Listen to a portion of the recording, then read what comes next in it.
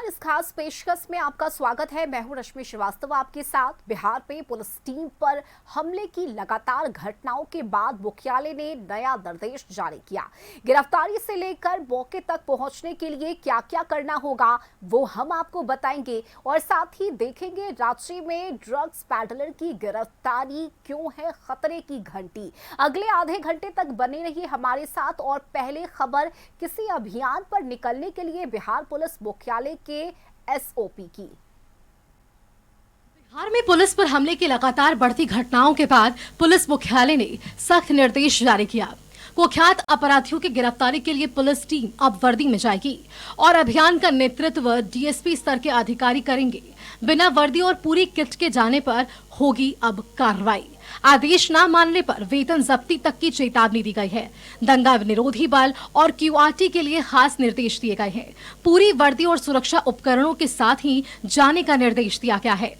Bihar police association ने police मुख्यालय के फैसले का स्वागत किया और इस पुलिस कर्मियों की सुरक्षा के लिए जरूरी कदम भी बताया है।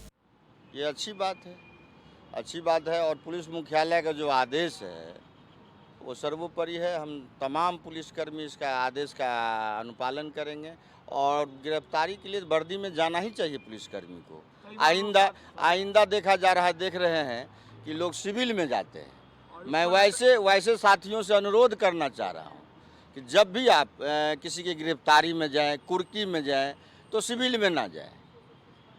और सिविल में जाने से परिणाम हो जाता है कि मैं कभी जैसे हमला हो जा रहा है। आए दिन पुलिसकर्मी हमला में घायल हो रहे हैं। एकदम पुलिस मुख्यालय के जो आदेश है एकदम स्वागत योग्य है और पुलिसकर्मी के हित में है, बिहार के हित में। फरवरी में अब तक पुलिस पर हमले की 4 बड़ी घटनाएं सामने आ चुकी है, जिनमें पुलिसकर्मी घायल हुए हैं। हमलों में कुछ पुलिसकर्मी को जान तक गंवानी पड़ी। मार्च 2025 में अररिया में एएसआई राजीव कुमार की हत्या कर दी गई। वे कुख्यात अपराधी को पकड़ने गए थे और इसी दौरान उन पर हमला किया गया। पिछले साल मार्च में ही मुंगेर में एएसआई संतोष कुमार की हत्या हुई। डायल 112 में तैनात संतोष कुमार विवाद सुलझाने गए थे। इस दौरान उन पर भी धारदार हथियार से हमला किया गया। अगस्त 2025 में गोपालगंज में होमगार्ड जवान को मार डाला गया। शराब तस्करों के हमले में जवान अभिषेक शर्मा की मौत हो गई। अक्टूबर 2025 में सिवान में एएसआई अनिरुद्ध कुमार की गला रेत कर हत्या कर दी गई। वहीं नवंबर 2025 में बालू माफिया ने जवान को रौंद कर मार डाला। बिहटा में बालू माफिया ने जवान दुखहरण पासवान को कुचल दिया।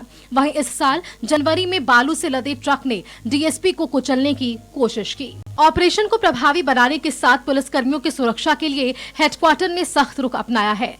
अब देखना होगा कि ये नए निर्देशों को जमीनी स्तर पर कितनी प्रभावी तरीके से लागू किया जा सकता है और इससे कितना बदलाव आता है। बिहार में पुलिसकर्मियों पर लगातार हो रहे हमले के बाद बिहार पुलिस मुख्यालय ने सभी जिलों के एसपी के लिए एक नया इंस्ट्रक्शंस जारी किया है। इस इंस्ट्रक्शंस के तहत अब कुख्यातों की गिरफ्तारी के समय पुलिसकर्मी यूनिफॉर्म में होंगे और कुख्यात अपराधियों की गिरफ्तारी डीएसपी लेवल के ऑफिसर के नेतृत्व में होगी। अगर कोई पुलिसकर्मी इसका अनुपालन नहीं करता है तो उसका वेतन जब्त कर लिया जाएगा। जाहिर सी बात है, पुलिस मुख्यालय के इस फैसले के और इस निर्देश के बाद जो पुलिसकर्मियों पर लगातार हो रहे हमले सामने आ रहे हैं उसमें कमी आएगी और इस तरह की घटनाओं पर अंकुश लग सकेगा। कैमरा पर्सन राकेश के साथ संजय कुमार, कशिश न्यूज़, पटना। रांची में नशीले पदार्थों की तस्करी के अंतर्राष्ट्रीय नेटवर्क का खुलासा हुआ है। यूरोप से ऐसे ड्रग्स की तस्करी की जा रही है जो न सिर्फ काफी महंगा है बल्कि जिसके लिए क्रिप्टो करेंसी में पेमेंट किया गया। तस्करी के लिए भी पार्सल का सहारा लिया गया। हालांकि स्मगलर पुलिस की नजर से नहीं बच पाए।